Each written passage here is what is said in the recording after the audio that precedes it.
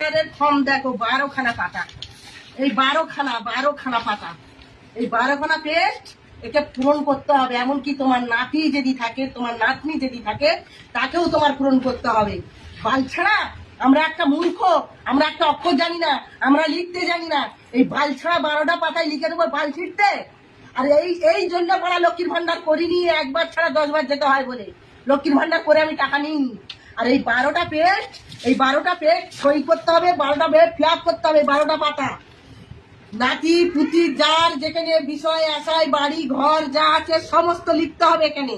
তোমার ব্যাংকেও যদি 50,000 টাকা থাকে সেটাও তোমাকে লিখতে হবে। তুমি আলু ভাতে ভাত খেয়েছো, তুমি শাক তুলে খেয়েছো, হয়তো 10,000 টাকা ব্যাংকে জমিয়ে রেখেছো, তাকেও তোমার লিখে দিতে হবে যে আমি ব্যাংকে আমার 10,000 আছে, আমার জমি আছে, আমার সেই আছে, আর আমি এই 12টা পাতা বাল ছিঁড়ে সই করবো?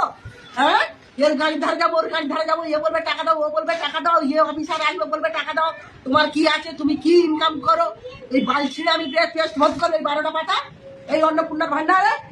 আমি বড় অন্নপূর্ণা ভান্ডার নেবো না। আর বড় তোর ওই লক্ষ্মীর ভান্ডার তো নিইনি, আর অন্নপূর্ণা ভান্ডার নিইনি। তার থেকে বাংলাদেশিদের চাচ্ছিস ওটাই সন্তুষ্ট। আমি এর বেশি চাইনি। বিজেপিকে চাই, জয় শ্রীরামকে চাই। বলা 12টা পাতা আমি সই করতে পারবো না, তোর ভালো অন্নপূর্ণার ভান্ডার আমার দরকার নেই। গড় তো পাই গড়।